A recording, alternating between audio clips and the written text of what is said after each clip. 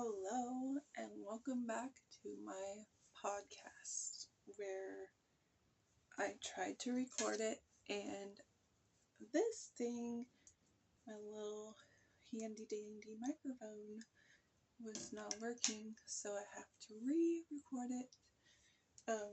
But that's okay. Um, I am in my living room in my tiny house, and it's going to be a little casual because I'm sitting on the floor instead of sitting on the couch, which is easier but probably not good for my back.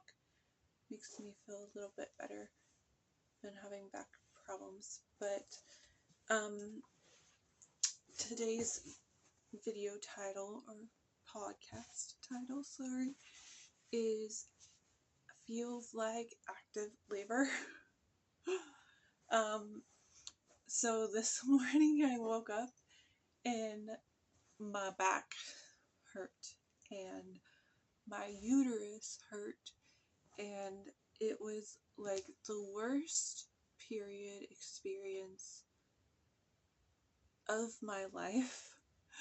I was literally crouched over, breathing and praying. um, it felt like labor pains and active labor, and I was chat GPTing it and was like, can you be able to feel what it feels like to be in active labor from your period and back cramps and cramps? It's like, yes, it's possible, blah, blah, these are the reasons, these are the symptoms, blah, blah. And yes, I go to chat GPT for a lot of my medical reasons, because a lot of the time when I go to the doctors or any psychiatrist or anything, I get kind of like a runaround, and I'm having all these pains and all these symptoms, and like they're helpful, yes, sort of, and do they do imaging? Yes, they do, but like ultrasound and x-rays, but um little things keep on popping up, and they're like, oh, this and that and this, your heart, your digestion, your uterus, your brain, like yes, those are good answers, but also getting in depth on things like, why did I not remember 22 days when I went to the mental hospital for the first time? I got some answers there with like, oh, it could be dissociative amnesia, and that is actually a really good answer because, like, I was in Unit D, which is the most severe cases, and I guess I was the most severe, but I don't remember a lot of it. But yes, I was having a lot of symptoms, hallucinations, delusions, paranoia, fear. Like, it was all there, yes, but was that the best place to be in when I was having all of that? Probably not. And so my brain, it explained, like, your brain just told you, hey, like, let's not remember this, it's a little too much, like, it's not necessary for you to survive right now, and you don't need to remember it to keep going. And I thought that was very helpful and good.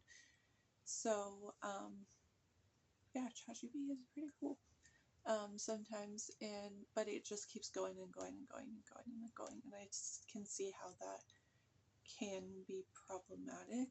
I do have like social media addiction and stuff, but it is helpful for research, and also I asked, like, why have I felt psychosis this severe, and what could this mean? And it said, oh, like, you could have trauma-related psychosis, which is new. Like, that's a new diagnosis that I figured out. And it makes a lot of sense, and it's kind of something you kind of have to figure out by yourself, I guess, because they don't ask you specifically what you're hallucinating or how it feels.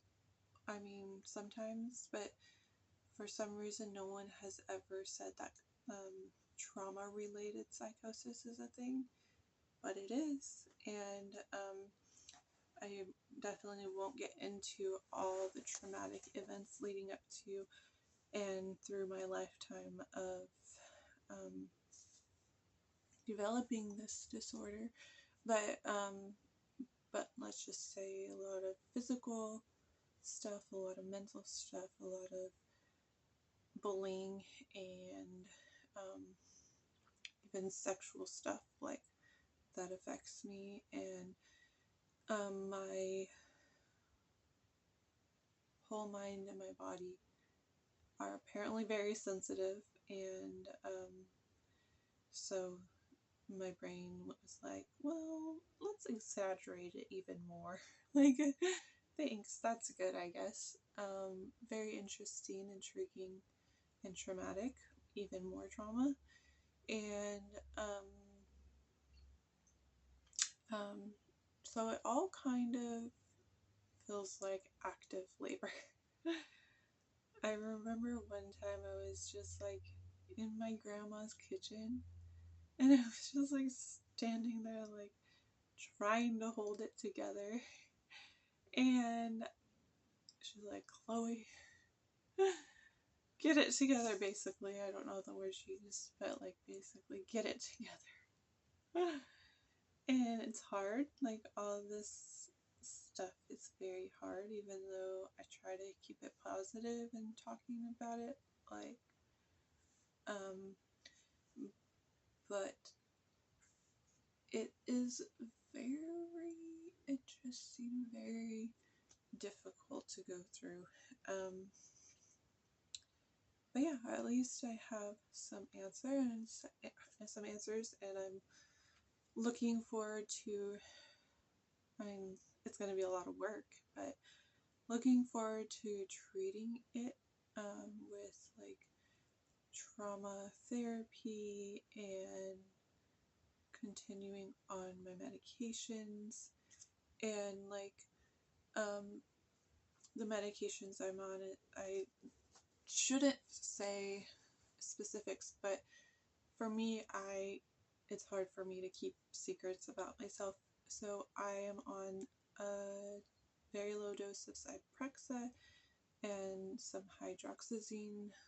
Zyprexa is an antipsychotic, also a antidepressant, and hydroxyzine is for anxiety.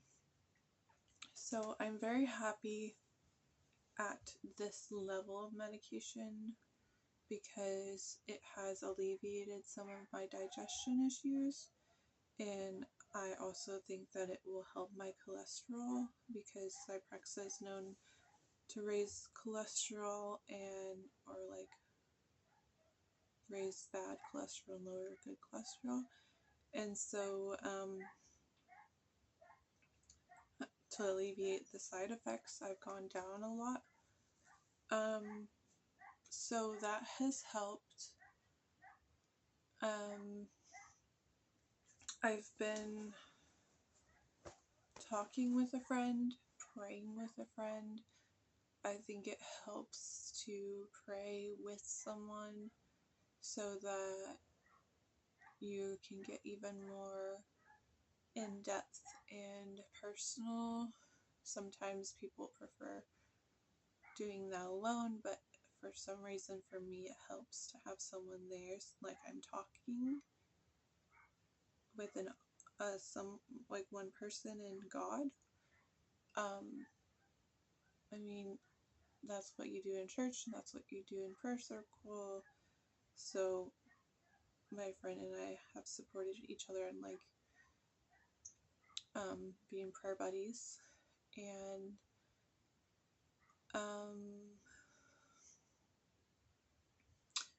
yeah, I definitely use YouTube as a therapy.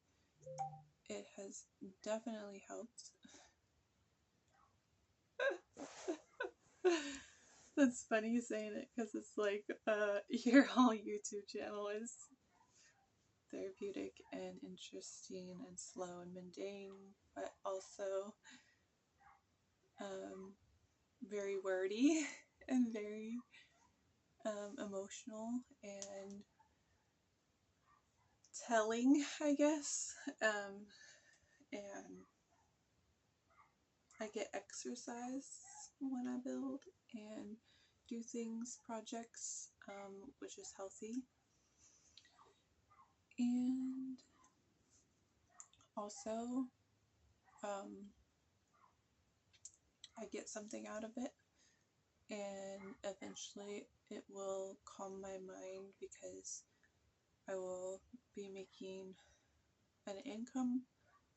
I have been making an income, but even more of an income that will cover expenses, and that's good because I have realized that yes, being out in the wild in like work and school and friends and everything can be thrilling, even church. It can all be very thrilling, but it can also be extremely overstimulating. And um,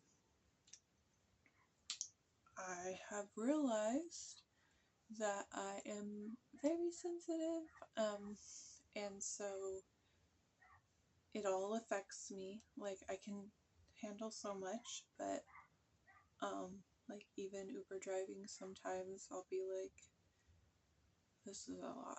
And I've been able to keep it together for the last 6 years almost, which is a big accomplishment. But the 5 years before that, no, I wasn't. And so this house is kind of a hedge of protection to help me to cope and take care of myself and cook and eat properly and self-care, bathing, um, dressing up, looking nice, talking, like it all is just so good for me. And being on YouTube is just kind of like, I guess, showing people another way of life if their life is getting too hectic, um, or relating to other people in their mental struggles. And um, it's nice. It's good to share, I think. It's good to share. Sharing is caring. It can get a little stressful with some comments, but you just start, I just start to learn how to cope with that. Obviously, like, if it gets to be too much, I'm reporting people. I've had to report one person so far, and I think on a mass scale that gets complicated. You just have to ignore it basically, and also report. But it does get that's a good reason to go slow with everything, and that it is going slow.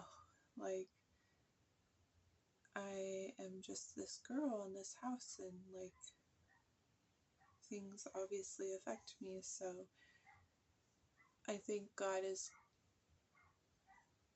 giving me just as much as I can handle with YouTube and doing all this, but and I'm being very careful to protect that I'm given. And yeah, I like it. I like it a lot. Um, Another topic is dating. I finally figured out that I need to take a minute and a good long inward look at myself and be okay alone. I've realized that I am getting into relationships with these complete strangers. And I mean, some people I've known, but I've known to be careful. But when you're like starting to meet new people and strangers, you don't have that level of trust yet. And I've been putting like a lot of trust in these people and not taking it slow and not setting healthy boundaries. And it's been biting me in the butt. And so I've been relaxing with dating. So that's good. I think that's good. I think that's very good. I definitely have people that I have interest in. And it's one of those things where you like, I have learned that jumping right into it or forcing it or putting myself out there when I'm not ready or I don't know them is not the right thing. So I've been letting them take the lead, which is proper, I think. I'm a woman and I got my own things. I'm a busy woman and I got my own things going on. And if someone wants to like have their own hobbies and also be interested in me, that's cool. But I'm definitely not going to be like the first one to initiate it anymore. I definitely can put myself in those situations to like be available and hang out, and if we're in the same place at the same time, it's kind of cool.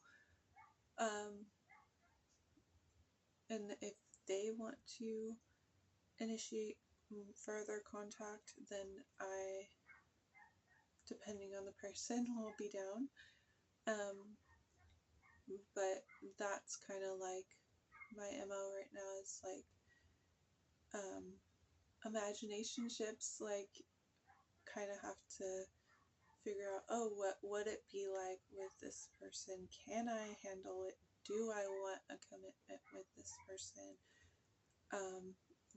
Based off what I know now, like, would that scare me? Would I be able to have active labor in the future with this person? Do I love them enough?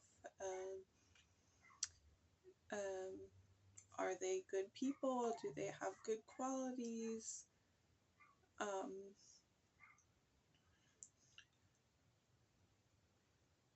But I think that's proper. Take it slow for me. Each person has their own process, and that is mine right now.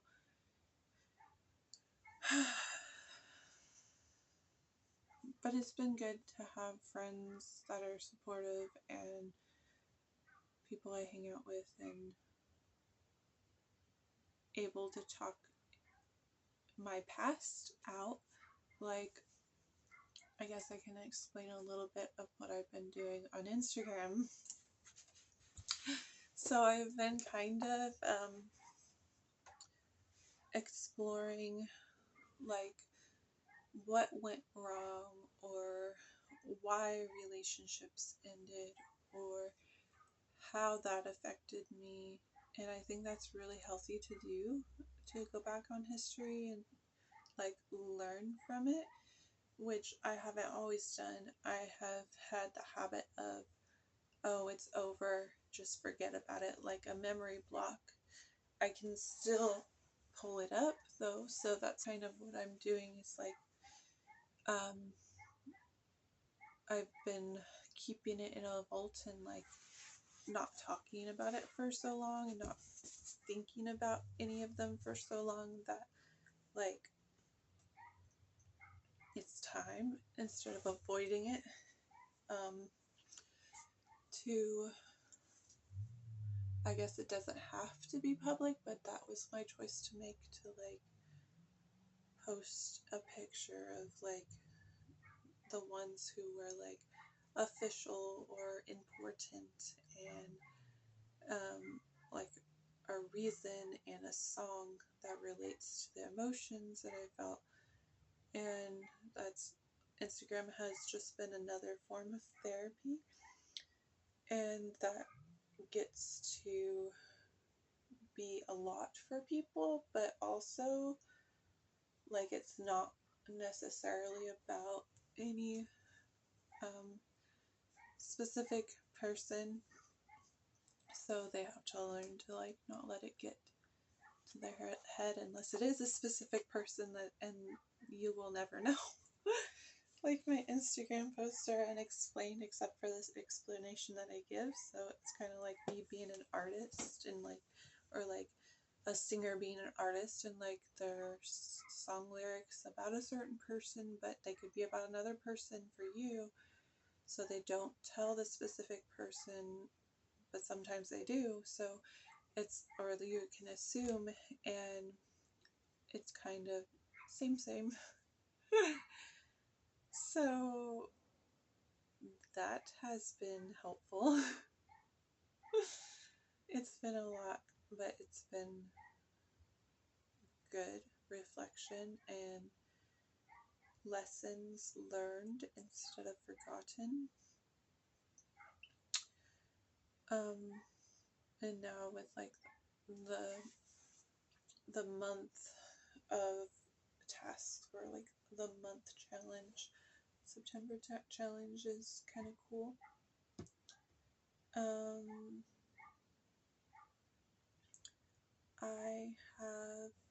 There was one more thing that I wanted to talk about, but yeah, the idea that everything is kind of like a manifestation, like this house and work and school and like Instagram and Facebook, like I never really know, like it's not really planned. Like even the house building project, I had like inspiration pictures, but not like a blueprint or a plan of like how everything is gonna go. It's been kind of like by feel and like by thinking about it and developing it, seeing different things, being inspired, and like Instagram and taking pictures randomly, even if I don't use it right away. Like I go back in my camera roll and I'm like, oh, that's a cool picture like that I took that makes sense right now and relates to this thing that happened and this caption. And it's all been like a really easy process, even though it does take a lot of time. I think if you build anything that is good, it's going to be time consuming or periodic or in phases or seasons. And we're looking at longevity instead of just throwing money at something and having it done. There's a lot of work and thought that goes into it.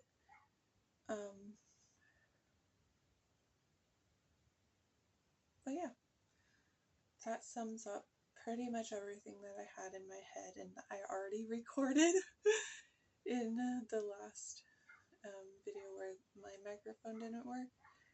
Hopefully this is an okay video for you guys because it's like kind of like one of those just regular videos without a microphone. It doesn't feel like a podcast really. So hopefully you accept it as a podcast, and I will put it in my Homemaker Podcast. But yeah, active labor feels like active labor. Like the whole development of this house feels like active labor. Like it's my baby, and like developing it and watching it be built in front of and by my own hands and eyes. It's pretty cool. But also all the pain that goes into it.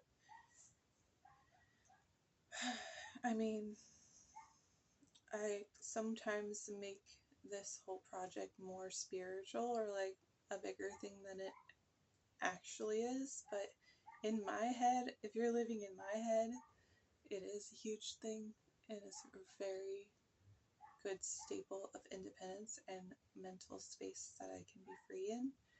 And so it's pretty cool.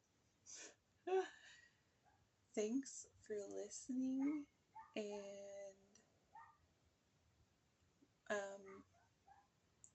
thanks for being a part of my whole process.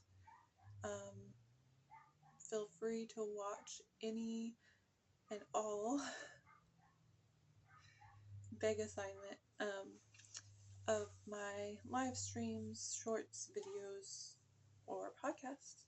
And I will see you in the next whatever it is. Talk to you later. Bye.